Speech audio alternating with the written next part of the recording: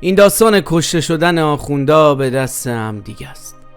سال 48 وقتی که اختلافی بین علمای شیعه پیش میاد، فحش و بد و بیرا به هم گفتن بالای منبر و توی مسجد آرومشون نمیکنه. برای همین تصمیم میگیرن طلبه‌های تندرو رو بندازن به جون هم. سید مهدی هاشمی آخوند طرفدار خمینی یه طرف این داستانه که به جوانای انقلابی دستور میده روحانی مخالفشون رو بدزدن و کتکش بزنن. انقدر زیاده روی میکنن که شیخ به قتل میرسه. ماجرا چند سالی مسکوت میمونه تا اینکه یه اختلاف دیگه بین روحانیون شناخته شده، این بار بین خمینی و منتظری که قبلا هم پیمان بودن، باعث رسوایی و اعدام پاسدار سید مهدی هاشمی میشه. کسی که پاشنه آشیل منتظری بود و البته یه نیروی انقلابی که یه شب شد مفسد فلرز و دشمن دین و انقلاب. توی این ویدیو همراه ما باشید تا با داستان این مرد که مغضوب درگاه خمینی شد بیشتر آشنا بشید.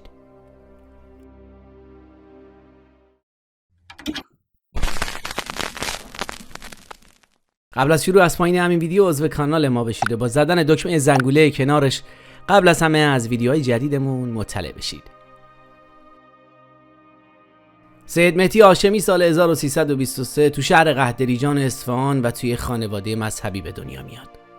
دوره ابتدایی تحصیلش رو در مدرسه جلالیه اصفهان میگذرونه. 13 ساله بوده که وارد حوزه علمیه جد بزرگ تو همون اصفهان میشه و 6 سال اونجا مشغول درس و مشق بوده، تا اینکه تو سن 19 سالگی برای ادامه تحصیل راهی قم و وارد مدرسه حجتیه میشه، جایی که اثر مهمی در زندگی و شکلگیری شخصیت سید مهدی هاشمی میذاره. بد نیست بدونید مدرسه حجتیه مهمترین و بزرگترین مدرسه علمیه اون زمان بود که افراد شناخته شده ای مثل علی خامنه‌ای و محمد تقی مصباح یزدی هم اونجا درس خونده بودن. حضور مهدی هاشمی در قم همزمان میشه با وقایع سال 1342، بازداشت خمینی و دوره اوج فعالیت‌های سیاسی روحانیون. مهدی هم با هواداری از خمینی وارد دنیای سیاست میشه.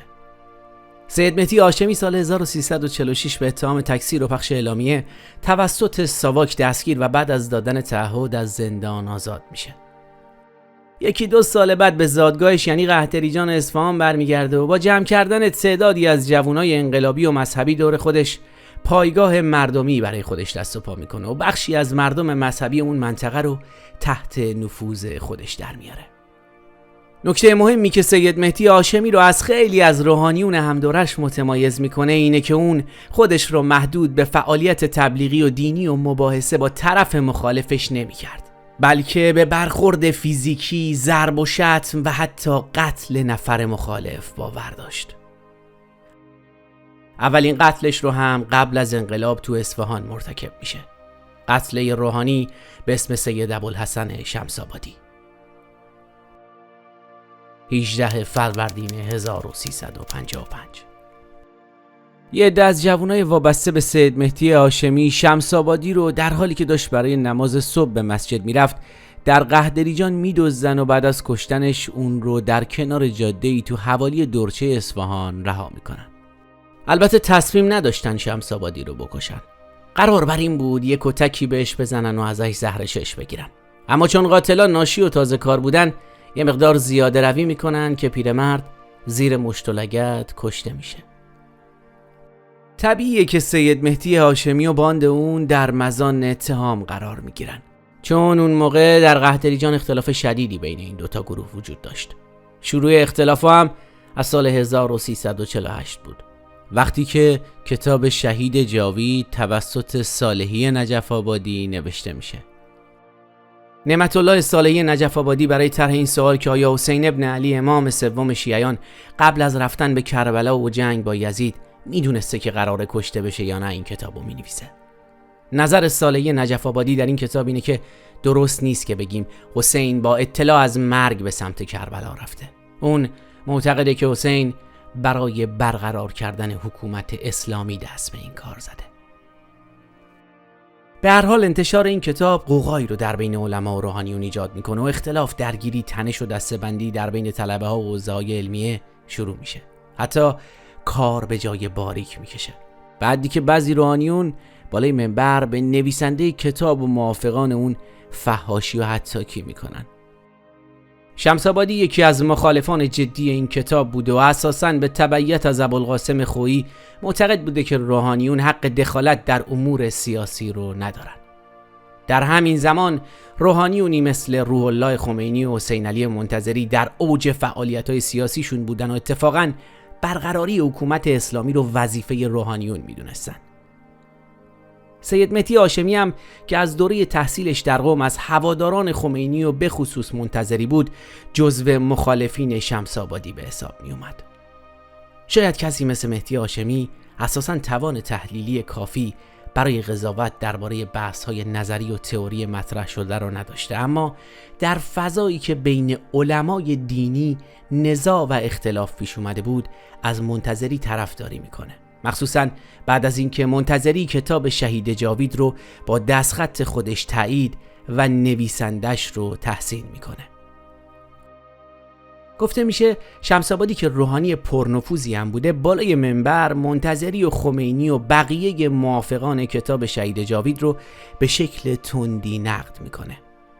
گروه مقابل و مخالف شمس‌آبادی یعنی سید مهدی هاشمی صبوری نمیکنن و طرح آدم رو با یه شمس‌آبادی و ضرب و شتم اونو میریزن که در نهایت منجر به مرگش میشه.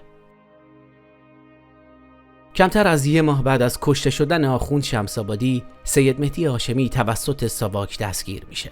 خیلی زودم اعتراف میکنه. این بریای اعتراف سید مهدی که سال 1401 خبرگزاری دولت وابسته به جمهوری اسلامی تحت عنوان همکاری سید مهدی هاشمی با ساواک منتشر میکنه. این اسناد ثابت میکنه که سید مهدی در 21 اردیبهشت 55 3 نفر رو به عنوان قاتل شمس‌آبادی لو داده و قصد داشته با این کار جون خودش رو نجات بده. هرچند که همکاری با ساواک هم کمکش نمیکنه و تو همین دوره پهلوی به دلیل کشتن شمس‌آبادی به 3 بار اعدام محکوم میشه. اما قبل از اجرای حکم انقلاب 57 اتفاق میفته. در زندانا باز میشه و سید مهدی رو با سلام و صلوات انگار که زندانی سیاسی بوده بیرون میارن و به خونه آیت الله طاهری امام جمعه اصفهان رو از نزدیکان منتظری میبرن. جالبه که سید مهدی هاشمی در زندان ساواک چندین نامه خطاب به روحانیون سرشناس و مراجع بین‌المللی می‌نویسه و ادعا می‌کنه که قتل شمس‌آبادی کار حکومت پهلوی و حکومت با متهم کردن من قصد داره که هم چهره مبارز من رو تخریب کنه هم به روحانیون لطمه بزنه. اون بعدها تو سال 1365 در زندان جمهوری اسلامی صراحتاً اشاره می‌کنه که این حرفاش دروغ بوده و هدفش صدمه به حکومت پهلوی بوده. به هر حال بعد پیروزی انقلاب 57 نه تنها پرونده قتل سید مهدی هاشمی بررسی نمیشه، بلکه سید مهدی به عنوان یکی از چهره‌های شناخته شده سپاه پاسداران فعالیت سیاسیش رو با جدیت دنبال میکنه و حتی آدمکشی‌های خودسرانش رو ادامه میده. مهدی با اینکه در بیت منتظری سمت خاصی نداشت اما جزء نزدیکان اون به حساب می اومد، چون برادرش سید هادی هاشمی داماد منتظری بود و از طرف دیگه سید مهدی با محمد منتظری پسر حسین علی منتظری رابطه خیلی نزدیک و صمیمی داشت. اینا همسن هم بودن و محمد تأثیر زیادی در مشی سید مهدی هاشمی داشت. البته شروع این رابطه به قبل از انقلاب برمیگشت. از همون موقع هم فعالیت‌های مشترک داشتن. با گروه‌های مسلح خارج از ایران مثلا در عراق، لیبی، افغانستان، سوریه، لبنان و فلسطین ارتباط داشتن. به این کشورها رفت آمد می‌کردن و بعد انقلاب هم واسطه انتقال اسلحه از ایران به این گروه‌ها بودن. اساساً واحد نهضت‌های آزادی بخش سپاه پاسداران برای همین کارا تشکیل میشه. محمد منتظری پایه‌ریز این واحد بود، اما بعد از مرگ محمد در سال 60 سپاه که به دنبال حفظ واحد نهضت‌های آزادی بخش بود، سید مهدی هاشمی رو جانشین محمد میکنه. به هر حال سید مهدی تو خارج از ایران نفوذ داشت و با افرادی مثل معمر قذافی رئیس جمهور لیبی مراوده داشت. واحد نهضت‌های آزادی بخش سپاه پاسداران وظیفه فعالیت‌های مسلحانه برون مرزی جمهوری اسلامی رو به عهده داشت. از سپاه سلاح می‌گرفت و به نهضت‌های آزادی بخش منطقه میداد. علاوه بر دادن اسلحه، دادن آموزش‌های نظامی به چریک‌های کشورهای همسایه یکی از کارهای این گروه بود. خودشون اسم این کارو گذاشته بودن جهانی کردن انقلاب اسلامی یا صادرات انقلاب. در حالی که دخالت تو امور سیاسی بقیه کشورها و کمک به عملیات تروریستی تو کشورهای دیگه بود. سال 62 مجلس شورای اسلامی واحد نهضت‌های آزادی بخش رو منحل و این بخش رو از بدنه سپاه حذف میکنه. هرچند که با حمایت بیت منتظری کارش رو ادامه میداده، یعنی بودجه اولیه رو منتظری میداده. اما بعضی از مقامات جمهوری اسلامی که با منتظری رابطه خوبی داشتن در تأمین مالی کمک میکردن. مثل میرحسین موسوی که مایانه 1 میلیون تومان به نهضت‌های آزادی بخش کمک میکرده که اون موقع اصلاً رقم کمی نبوده. سید مهدی جزو مهره‌های مهم بیت منتظری بود. مخصوصاً بعد از ازدواج برادرش با دختر منتظری این ارتباط و نزدیکی بیشتر از قبل هم شده بود. برادرش سید هادی دست راست منتظری بود و مدیریت بیت منتظری به عهده هادی گذاشته شده بود. این 2 تا برادر سید هادی و سید مهدی پاشنه آشیل منتظری شده بودند. روح‌الله خمینی با سید مهدی هاشمی اصلاً رابطه خوبی نداشت. همیشه بهش سوء ظن داشت. بارها در نامه‌های خصوصی و عمومی به منتظری درباره سید مهدی هشدار میداد و ازش می‌خواست که سید مهدی رو از خودش دور کنه. تا اینکه بالاخره سید مهدی هاشمی کار دست منتظری داد و کاری کرد که خمینی در سال 68 منتظری رو از قائم مقامی رهبری اصل کنه. تیر خلاص به مغز سید مهدی هاشمی و بعد بیت منتظری ماجرای مکفارلین معروف به ایران گیت بود. در تابستون 1364 زمانی که حدود 5 سال از شروع جنگ ایران و عراق میگذشت و جمهوری اسلامی نیاز شدیدی به تسلیحات نظامی داشت، مذاکره مخفیانه‌ای بین ایران و آمریکا به نمایندگی مکفارلین مشاور ریگان رئیس جمهور آمریکا انجام میشه. توافق میکنن که آمریکا و اسرائیل اسلحه در اختیار ایران بذارن. ایران هم قول آزادی گروگانهای آمریکایی در لبنان رو میده. سفر مخفیانه مکفارلین به تهران و مذاکره بین طرف ایرانی و آمریکایی بدون اطلاع مجلس شورای اسلامی و بقیه نهادهای دولتی و امنیتی ایران انجام میشه. فقط بیت خمینی خبر داشت و اکبر هاشمی رفسنجانی گرداننده اصلی این مذاکره بود. اما این قضیه چطور در ایران لو میره؟ منوچهر قربانیفر دلال اسلحه که واسطه خرید محموله‌های اسلحه از آمریکا بود، کپی متن نامه‌ها و مکاتبات خودش با محسن کنگلو نماینده هاشمی رفسنجانی در جریان مذاکرات رو برای بیت منتظری میفرسته. به هر حال ماجرای مکفارلین لو میره. منتظری خیلی ناراحت و عصبانی میشه که چرا از جریان بیخبر بوده و چرا اصلاً رفتن از دشمن اسلحه خریدن. اما داستان زمانی پیچیده میشه که سید مهدی هاشمی در سال 65 از طریق دوستانش در لبنان مکاتبات رو برای روزنامه الشراء میفرسته و ماجرا رو فاش میکنه. وزارت اطلاعات بلافاصله سید مهدی هاشمی رو دستگیر میکنه و چند ماه بعد در دادسرای ویژه روحانیت محاکمه میشه. اون محکوم به قتل 8 نفر بوده، تعدادی قبل و تعدادی بعد از انقلاب. عباس قلی حشمت از خوانین و ملاکین قحطریجان بعد انقلاب به اتهام کارهای غیر اخلاقی توسط باند سید مهدی هاشمی کشته میشه.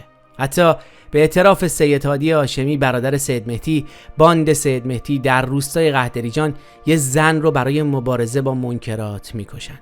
یه مرد هم به همین اتهام کشته میشه. در حقیقت سید مهدی هاشمی خودش را آتش به اختیار میدونست و دستور قتل هر کسی رو که مخالفش بود یا به هر دلیلی باهاش دشمنی داشت خودسرانه صادر میکرد. بنا به گفته مقامات جمهوری اسلامی، قتل شیخ قنبرعلی سفرزاده که روحانی نزدیک به آیت الله خویی بود، قتل فردی به اسم لباف که هتلدار بود و قتل محمد جعفر کازرونی که معروف به پدر نساجی ایران بود، همه بر گردن سید مهدی هاشمیه.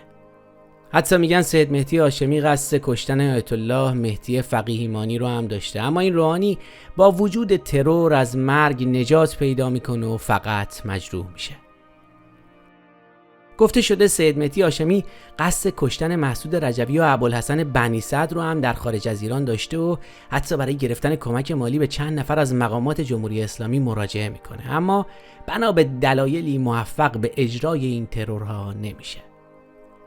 سید مهدی هاشمی بعد از دستگیری در آبان 1365 بلافاصله به همه قتل‌ها و اتهاماتی مثل مکفارلین اعتراف میکنه.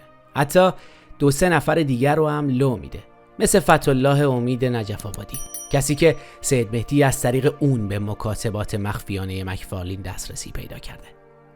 واضحه که سید مهدی هاشمی برای نجات جون خودش در زندان دست به هر کاری میزنه.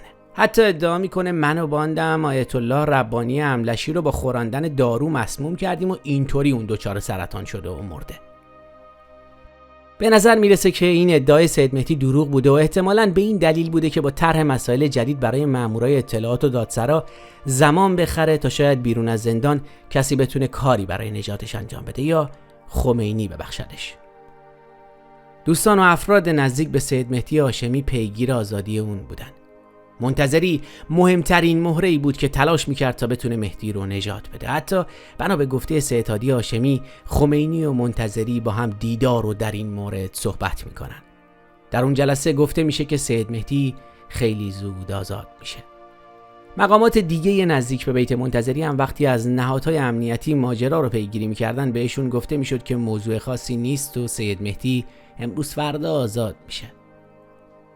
در این مدت منتظری بارها به وزارت اطلاعات و ری شهری اولین وزیر اطلاعات جمهوری اسلامی انتقاد میکنه و اساساً معتقده که نحوه محاکمه سید مهدی عادلانه نیست و اصلاً وزارت اطلاعات چرا باید در این ماجرا دخالت کنه. اما بنا به گفته محمد مهدی ری شهری، دخالت مستقیم وزارت اطلاعات در این پرونده به دستور شخص خمینی بوده. حتی ری شهری در خاطراتش اشاره کرده که از همون اول انقلاب سید مهدی هاشمی مورد سوء ظن خمینی بود و قبل از دستگیری و محاکمه خمینی در جلسه نسبت به سید مهدی هشدار میده و میگه که مراقب سید مهدی هاشمی باشید. اما برخلاف وعده ها سید مهدی هاشمی آزاد نمیشه. بازداشت اون به قدری طولانی میشه که منتظری پیغامی تهدیدآمیز رو برای اکبر هاشمی رفسنجانی رئیس مجلس میفرسته با این محتوا که اگه تا 48 ساعت آینده سید مهدی رو آزاد نکنید فتوا میدم که کار کردن با وزارت اطلاعات حرامه. تا این مرحله فضا به نفع سید مهدی هاشمی بود. اما بعد از پخش تلویزیونی اعترافات اون ورق برمیگرده. سید مهدی رو مجبور یا با فریب قانع میکنن که به اشتباهاتش اعتراف کنه تا رنجیدگی خاطر خمینی رفع بشه. به اون میگن که این اعتراف خمینی رو خوشحال میکنه و باعث میشه که ناراحتیش التیام پیدا کنه و دستور آزادی تو رو بده.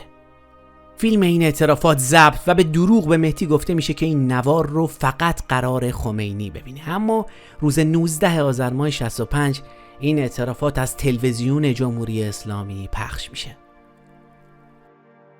سید مهدی هاشمی به ارتباط و همکاری با ساواک، قتل شمس‌آبادی و چند قتل دیگه بعد از انقلاب اعتراف میکنه.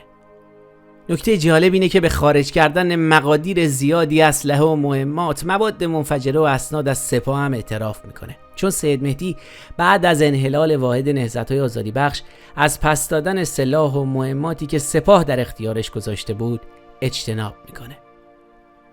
باید بدونید که بعد از دستگیری سید مهدی هاشمی یکی از اتهاماتش داشتن خونه تیمی بوده و اینکه اونجا داشته برای ضربه زدن به انقلاب اسلامی برنامه‌ریزی می‌کرده و حتی قصد کودتا علیه جمهوری اسلامی رو داشته.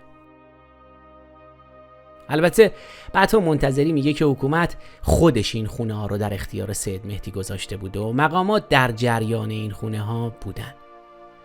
اما مهمترین بخش اعترافات سید مهدی هاشمی مربوط میشه به حسین علی منتظری. سید مهدی صراحتاً اعتراف میکنه که دفتر منتظری رو به عنوان یه پایگاه برای تحقق اهداف خودش در نظر داشته و از امکانات و موقعیت بیت منتظری و خود منتظری سوء استفاده میکرده. متن دقیق اعترافش اینه: من گزارشاتی رو برای فقیه عالیقدر آیت الله منتظری می نوشتم. میخواستم با نوشتن این نامه ها و گزارشات به خدمت ایشان در حقیقت افکار خودم را القا کنم که معتقد بودم کارساز است. از اعتماد پاک و بیشایبه آقا نسبت به خودم سوء استفاده کردم. این کار عاقلانه ای نبود، بلکه کار زشتی بود که مقام معظم رهبر آینده و دفتر ایشان را با تحلیل‌های غلط و زشت و انحرافی ذهنی خودمان آلوده بکنیم.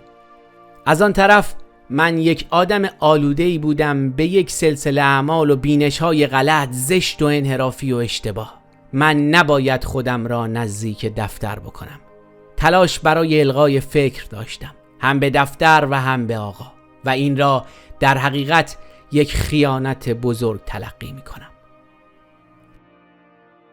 دقیقاً این اعتراف برای ضربه زدن به منتظری بود، برای اینکه ثابت کنن همونطوری که خمینی داره میگه منتظری یه آدم ساده‌لوحه و تحت تاثیر سید مهدی قرار گرفته.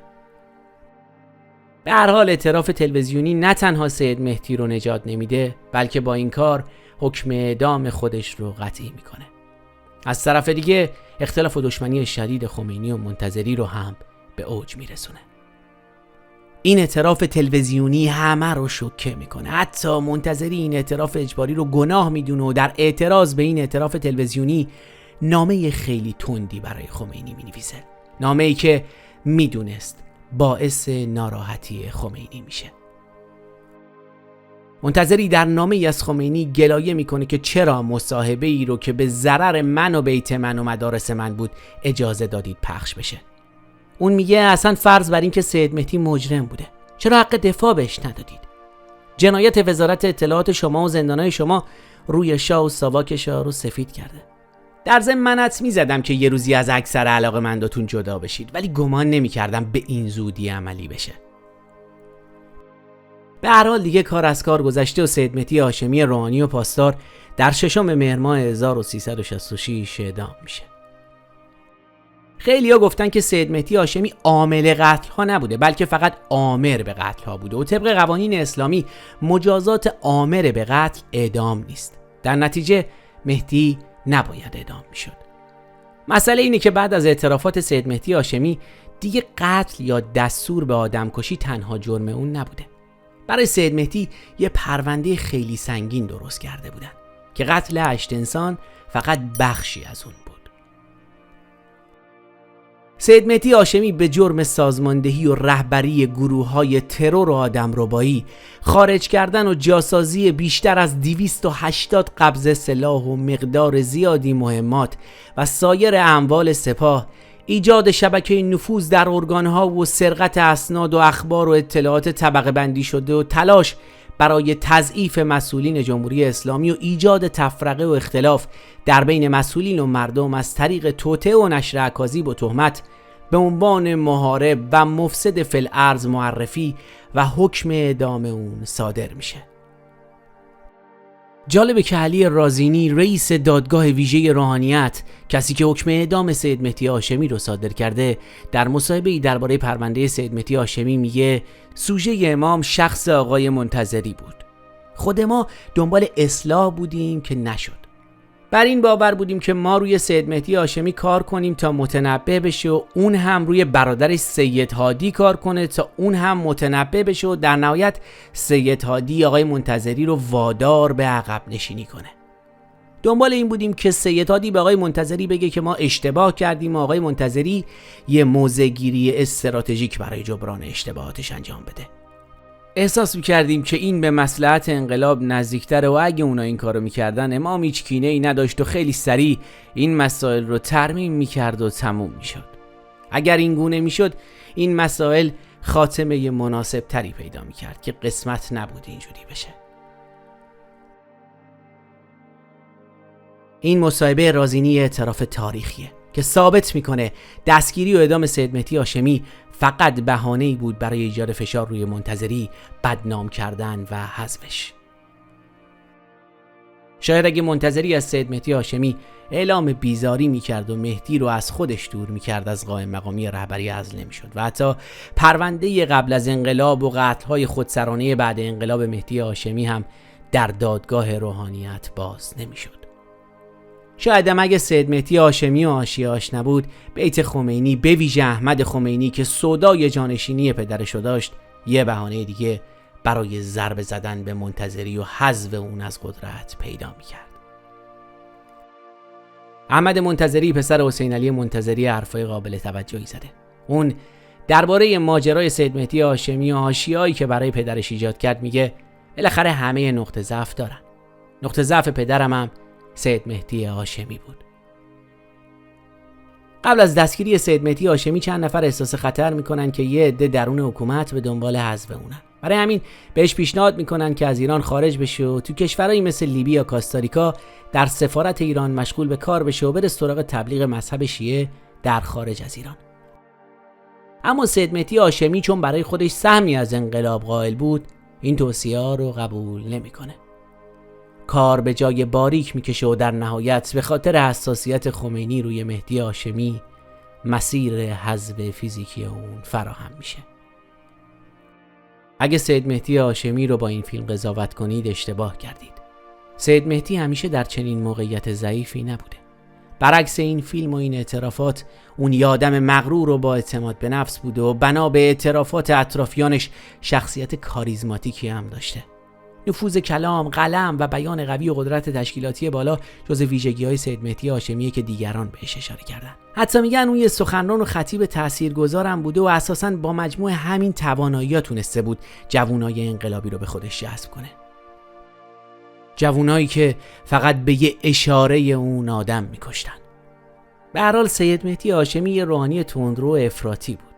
با اینکه برای انقلاب هزینه کرده بود، اما مغضوب درگاه خمینی و محکوم به اعدام شد. سید مهدی هاشمی وقتی اعدام شد 43 سال سن داشت. متأهل بود و پدر 2 بچه به اسمهای بشیر و بشرا. مرسی از این که تا این لحظه همراه ما بودید. لطفاً نظراتتون رو پایین همین صفحه با ما به اشتراک بذارید. راستی اگه هنوز عضو کانال ما نشدید، خوشحال میشیم با عضویتتون از ما و فعالیت هامون حمایت کنید.